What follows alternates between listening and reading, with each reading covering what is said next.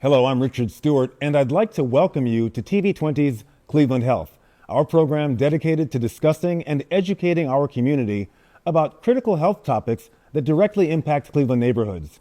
Each episode is designed to inform, empower, and connect you with valuable insights and resources to address the pressing health challenges facing our city. Thank you for joining us as we explore these important issues and work together to build a healthier, stronger Cleveland.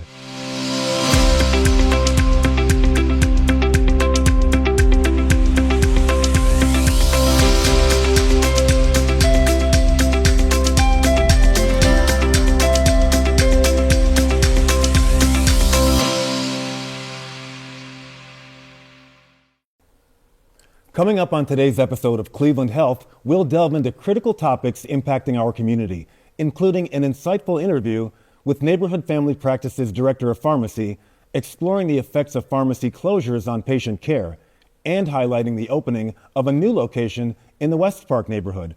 We'll also bring you an in-depth discussion on mental health awareness with Scott Osicki, CEO of the Adams Board. But first, we start with Cleveland Public Health Director, Dr. David Margolius, who's here to tell us what you can do if your pharmacy closes. Welcome, Dr. Margolius. Thank you. So we've all driven through the streets of Cleveland and seen empty pharmacy buildings, what used to be occupied pharmacies. What can folks do when they find out their pharmacy's closed on them?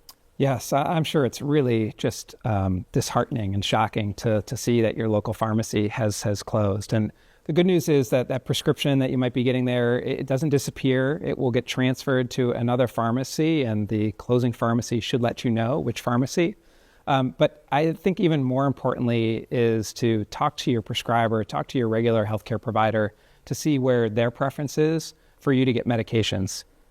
What resources are available for residents who've lost access to their local pharmacy?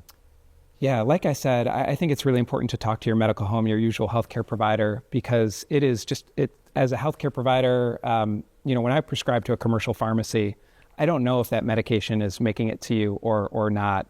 If there's a problem with insurance, if there's a problem with medication supply, that commercial pharmacy might send me a fax or call a call center, and that message might never make it to me, and there could be an interruption in getting medications. And so if a prescriber is able to prescribe in their own system, like a neighborhood family practice prescribing through a neighborhood family practice pharmacy, that pharmacist, that pharmacy technician is a part of the team. And so there's bidirectional communication to make sure there's never an interruption in medication, to make sure you get the lowest cost medication, and to make sure that there's no problem with insurance. Are mail order pharmacies or delivery service pharmacies a viable option for folks who have lost their access? Absolutely. Mail order pharmacies are really great, especially the local ones. So like Neighborhood Family Practice has their own mail order pharmacy. Metro Health has their own mail order pharmacy. And you can get medication same day through mail order pharmacy and without interruption for refills. Can residents get any help with prescription costs? Yes, so your prescribers, your healthcare system will have the best information on the lowest cost options for you. But a number of our pharmacies take advantage of the federal 340B program, and so you'll get the lowest cost possible for your medications. And where can residents call or contact for additional information if they're kind of off in the wilderness, not knowing what to do? Yeah, the first call I would make would be to your regular prescriber, your healthcare team that takes care of you, that knows you best, because they'll have all the best options and knowing your demographics, your insurance, your best thing for your health. Well, thank you so much for joining us. We'll be right back after these messages.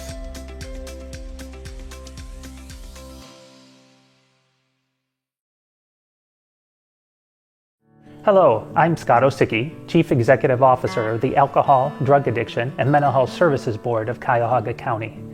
We know that life can be overwhelming, but you don't have to face it alone.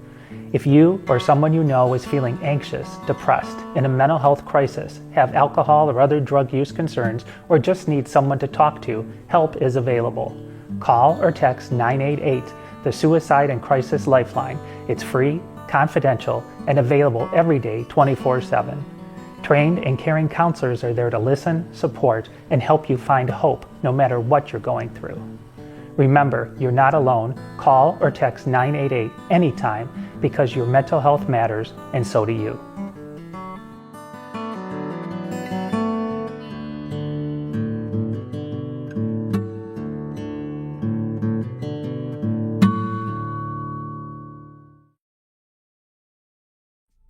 Hello, I'm Michelle Princeton, and I'm a licensed social worker working for the Social Support Service Unit out of the Mayor's Office of Prevention Intervention Opportunities for Youth and Young Adults.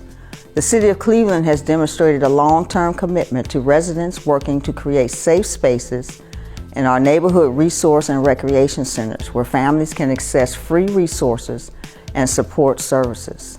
We are committed to working together with families and other community providers to identify and help families who are struggling to achieve a better quality of life. To access the social support services, leave a message at 216-664-2223 and a team member will return your call. Our work includes referring individuals to appropriate services such as medical, hospital-related, long-term counseling, public assistance, veterans benefits, Social Security, Medicare, Medicaid, food stamps, housing assistance, Head Start, and student loans. We also provide support and guidance for youth and young adults in addressing stigmatization, scapegoating, labeling, bullying, substance abuse, and unhealthy relationships. Once again, to access social support services, leave a message at 216-664-2223 and a team member will return your call. Thank you.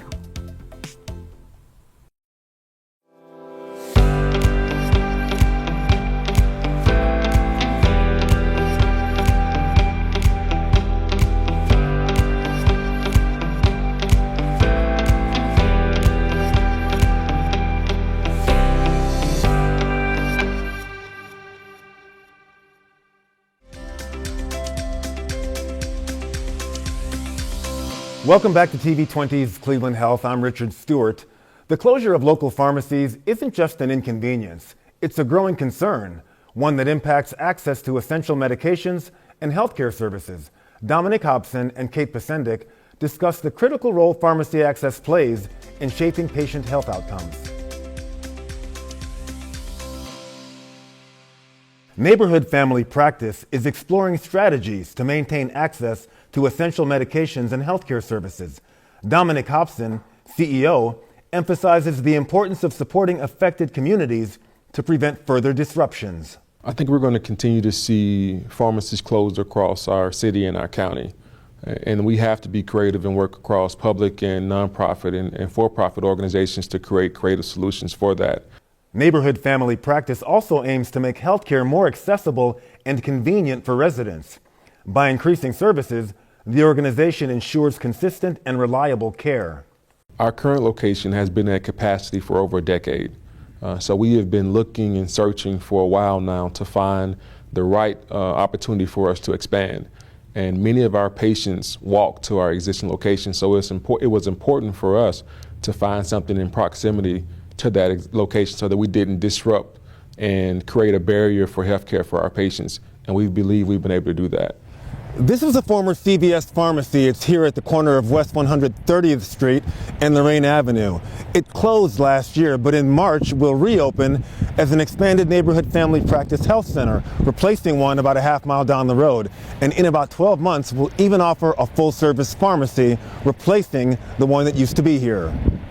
We know that the historical model of pharmacies that we are used to, whether that be our retail big box pharmacies or the old mom and pop pharmacies that we saw growing up, that's not coming back. So how can we get creative to make sure that we find other ways to get prescriptions to our patients? And that's going to be a part of our long-term strategy. Kate Pasendic is the Director of Pharmacy for Neighborhood Family Practice. She highlights the importance of pharmacies and technicians in addressing healthcare questions. When pharmacies close in one area, patients are forced to travel to another location for their medications. There's also an increased burden on the pharmacies that are left. The patients didn't go down. You know, we have to be able to try to do the best we can to get those patients in the community what they need in a safe, effective way. And it just makes it harder when that access is restricted. Pharmacy closures also disproportionately impact elderly and low-income communities. These residential areas face greater challenges accessing medications and other healthcare services. There's a lot of layers to that. There's, like I said, transportation layers. There's also just maybe people won't be seeking care. Maybe they stay home and we have our rates of, emergency room visits or, unfortunately mortality, all of those ratings that we strive so hard to decrease in our communities. When you start to remove access to pharmacies, I believe that goes up. City leaders continue to address the impact of pharmacy closures. They're exploring new solutions to access essential medications and other healthcare services. Coming up on TV20's Cleveland Health, we'll share even more important information to help you navigate prescription access should your pharmacy close. Stay with us. Now, let's talk about an issue that can significantly affect you, your family, and your friends: the lack of access to pharmacies, which is contributing to a growing pharmacy desert across much of Cuyahoga County. This problem goes beyond inconvenience. It impacts the ability of residents to obtain essential medications, manage chronic conditions, and access critical health services. To explore this pressing issue, I'm joined by Kate Warren. She's Special Assistant to Mayor Justin Bibb, and Dominic Hobson, CEO of Neighborhood Family Practice. Welcome, folks. Thank you. Welcome to Cleveland Health. It's our inaugural show, so thanks for being here. Thanks for having us. Kate, I'll start with you. What role does the city play in collaborating with healthcare organizations to ensure equitable pharmacy access? Yeah, so last year, after a number of pharmacy closures, the city decided that we needed to convene a group to really look at this issue. So we pulled together a task force of healthcare experts, pharmacists, advocates, folks in the community that work a lot on this issue. And we had a number of meetings to identify actions that the city and our partners can play to make sure that residents have access to the things that they need that they normally get at Main Street pharmacies. So we really took a hard look at this issue, knowing that there are a lot of things that are outside of our control. We want to make sure that Clevelanders can know how to access the resources they need. And Dominic, how is Neighborhood Family Practice addressing this pharmacy closure crisis, and what services are you offering to kind of fill the gaps? Well, the first thing that we're doing is trying to expand our capacity to provide those prescriptions to our community. So we're doing things like delivering prescriptions. We are mailing prescriptions across many zip codes here locally, but we also have a plan to open a third pharmacy that we operate ourselves. So of course, we know that we can't meet the needs for everyone, but we do feel like we can close that gap a bit by providing prescriptions out to our patients. And Kate, what is the city doing to address kind of the root causes of why these pharmacies are closing, and what steps are being taken, if any, to avoid future pharmacy deserts? Yeah, so pharmacies are not just closing in Cleveland. We're seeing pharmacies close all over the country. And it's for a number of reasons, mostly market driven. So what we're seeing is the costs of prescriptions are rising. The rates that insurance companies pay to those pharmacies is dropping. Pharmacies are experiencing staffing shortages. And just like other physical stores, as people shop online more, they're seeing a drop in their sales. So lots of reasons contribute to those pharmacies closing. And at the city, we don't have a lot of control over those things. So what we're really trying to do is make sure that residents have access to the information about how they can access their prescriptions. There are lots of ways to access prescriptions that don't rely on those Main Street pharmacies, and we want to make sure residents have access to that kind of information. And Dominic, what type of advice would you offer to Cleveland residents who find themselves without a pharmacy and other services that they rely on that are offered at that pharmacy? I would encourage them to start with their medical home or their primary care provider. Many times those providers, those organizations have a better sense of what organizations are available across our community that can fill that gap that we're having with those pharmacy closures. With starting there, they'll be able to get those referrals that they need to continue to access and move on their path towards better health. And on that same note, how can the city support residents who are on that journey to kind of remake their ability to get medications? I think a really important thing that that Clevelanders can do if they're wanting to advocate for improved access to pharmacies is as they engage with leaders in the community, as they engage with local and state representatives, to really tell their story about what what access has looked like for them. What costs are they experiencing? What issues are they experiencing as they're accessing their medications? Because that really informs local officials about how they can best act to support residents. And Dominic, does Neighborhood Family Practice have any specific programs or partnerships set up today that are going to help this problem? Yes, there's a number of partnerships we have. One of them is with the City of Cleveland, who has been a great partner in our path to open up a new pharmacy that will serve the west side of our city. But the other partners I would like to speak of is our other healthcare providers. We try to be as fluid as possible because when a pharmacy closes, our patients are having a tough decision about where do they move their prescriptions from. And we don't want to be a barrier for that. So we're asking questions like, how can we make it easy, providing them with the resources to know that where their prescriptions are. And then, of course, where appropriate, we are referring and providing those locations to some of our other healthcare partners.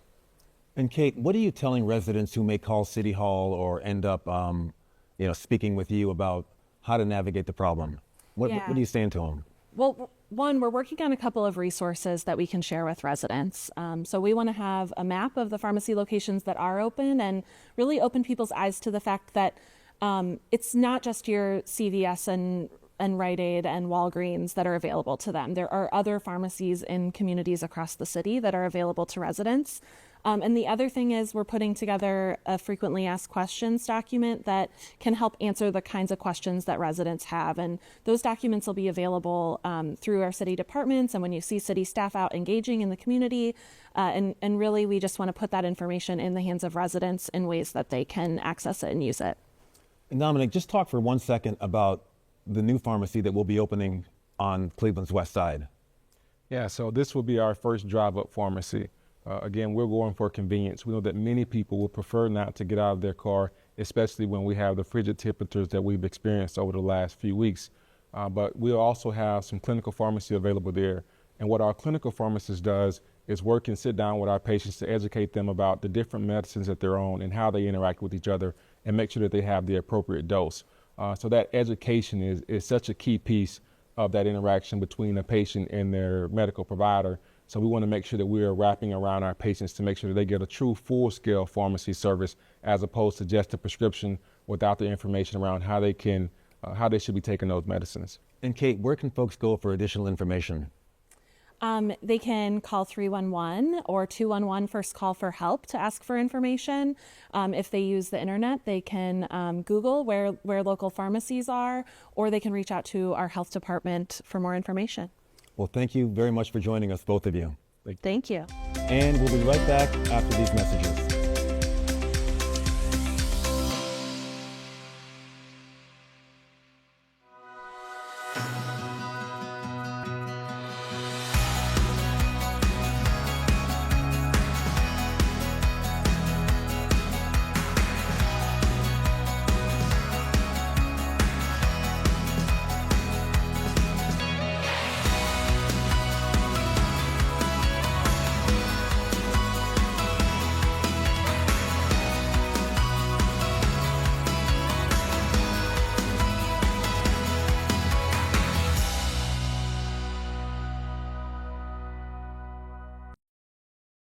At Cleveland Rape Crisis Center, we believe that everyone deserves to feel safe, supported, and heard.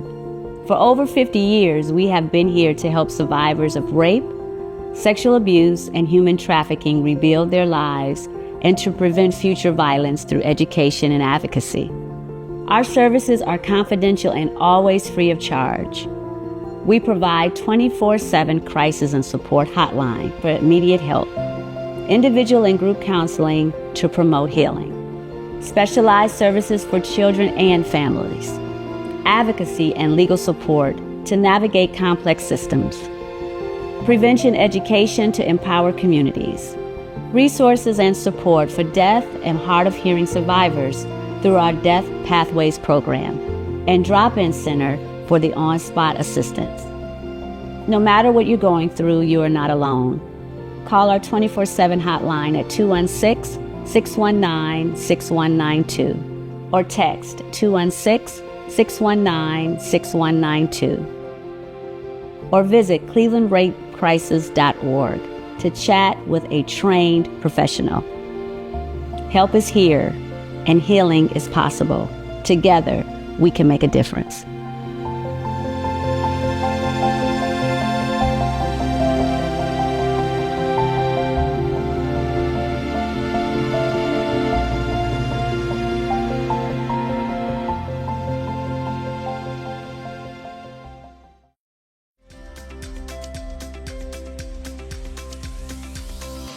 Mental health is a critical issue affecting many people in our community. Education is key to knowing who to call and how to seek help for ourselves and for our loved ones. I spoke to mental health professionals from Frontline Service about new ways of responding to Clevelanders experiencing a mental health crisis. Right now, we're joined by Scott Osicki. Scott is the Chief Executive Officer for the Alcohol, Drug Addiction, and Mental Health Services Board of Cuyahoga County, also known as the Adams Board. Scott, thank you for joining us. Yeah, thanks for having me. We want to talk about this Care Response Program, which is a new pilot in the city of Cleveland. Yes. What is it, and how did it come into existence? Yeah. So what that is we know that the community was asking for a different response to our crises, people in crisis with a mental illness or an addiction issue. So what we found is that we wanted to target certain areas of the city of Cleveland, and those zip codes are 44102 and 44105, and we worked with the city Department of Health on identifying those areas. And what it is a non-police response. So a person would be able to call, and a person with a lived experience or a peer, so it's somebody living in recovery from a mental illness or an addiction issue, along with a behavioral health, mental health, and addiction specialist, a professional, would be able to respond to those calls. What type of calls do the teams typically respond to? What's the nature of the mental health crisis that they tend to experience? Yeah, so it could be somebody talking about suicide. It could be somebody, they may be calling for a friend or a neighbor or their family member who is experiencing something that's just not quite right. It could be a person who is just feeling a lot of stress that they would be able to call. It could be a person who is looking for help with an addiction issue of where to get treatment. So an individual would call 988 in order to get in touch with our teams.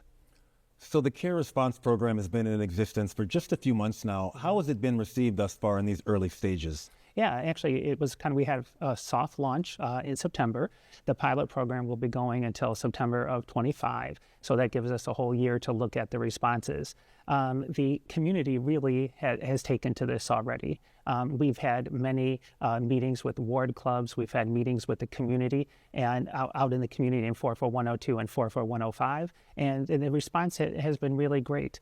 So far, since October, there have been about 164 calls to 988 from those two zip codes. I know one important thing when it comes to mental health intervention is building trust within underserved communities. Yes. How do you work to make that happen? Yeah, so we want to make sure that our teams are diverse. We want to make sure that our teams are representative of the communities that they're in 44102 and 44105. We also want to make sure that the teams are adequately trained to respond to various types of issues.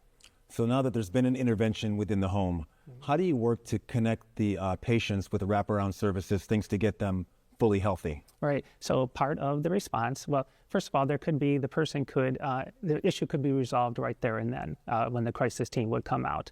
But also would be follow-up to that as well. So people would be having a warm handoff to our treatment providers that they have in the community, or being reintroduced back to the provider that they have. So we want to make sure that there is that warm handoff to make sure that the individual is being referred to services and actually going back to receive those services. So during this pilot stage, it's currently being deployed in two zip codes, 44102 and 44105. Yes. Are there plans moving forward to expand this program in other parts of the city? Yeah, so hopefully we definitely want to do that. That's a part of the pilot program, is to learn from it, learn to see what the community thinks about it, what the response is to that, as well as how can we go ahead and expand this. So eventually our goal would be the whole city of Cleveland, but also our goal would be moving on to the entire Cuyahoga County. What do you want the Cleveland community to know about this program, why it exists, and how can folks who may be interested get involved in helping? Oh, sure. So one of the things that we're having a care committee. is what we are developing. We heard during our community meetings and different conversations we've had with public officials and things that the community really wants to be involved in this. So a care committee that they would be able to serve as ambassadors to the neighborhoods to talk about the care response team, as well as help us tweak it, right? Help us understand what is going on in the neighborhood so we can make the program the best that it can. We received over 70 responses when we put out a search for people to be on the care committee, and so it's really hard to pick, out of those folks. But right now, it's going to be about 18 or 19 people that we will have on that, and those meetings will be actually starting in February, and we'll have them throughout this pilot phase. Scott, thank you for joining us and sharing this important information about the mental health of our community. Yep, thank you. He's Scott Osecki, CEO of the Adams Board. We'll be right back.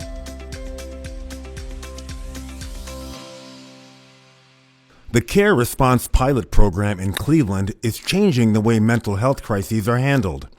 Instead of law enforcement, trained mental health professionals and peer support specialists are now responding to many of these calls, some of which are dispatched through 988, a crisis support number for people experiencing suicidal ideation, emotional distress, a substance abuse issue, or mental health crisis. We've been showing that it's working really well in other cities where social workers are responding to be more of an appropriate level of care for people than a police response for a mental health crisis.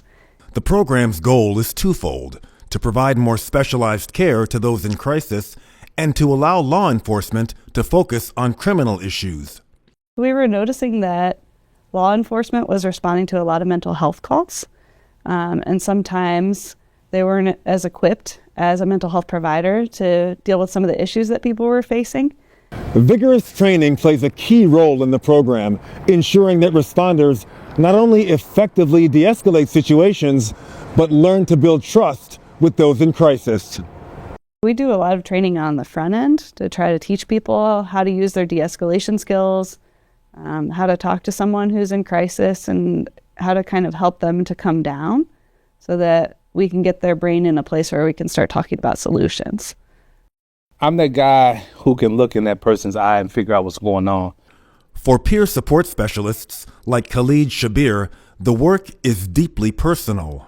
What inspired me to get involved was the fact that when I was trying to get sober, I really didn't have anybody that I could really identify with. So I needed somebody to walk me through that journey who had been on that journey. When I engage with an individual, my first question is, hey, what did you eat today? My second question is, how can I help you in this process? What do you need from me? Before we even get into what's really going on with that individual, I offer my services as a human being first. The program has also inspired new legislation. Cleveland City Councilwoman Stephanie House Jones is pushing forward Tanisha's Law, which would establish a formal Department of Community Crisis Response and ensure continued support for initiatives like Care Response.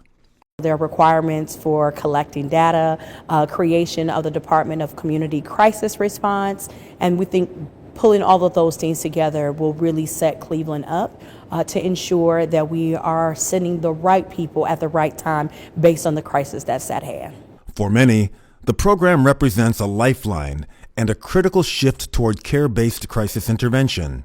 We're wanting to rehabilitate. We're wanting to take care.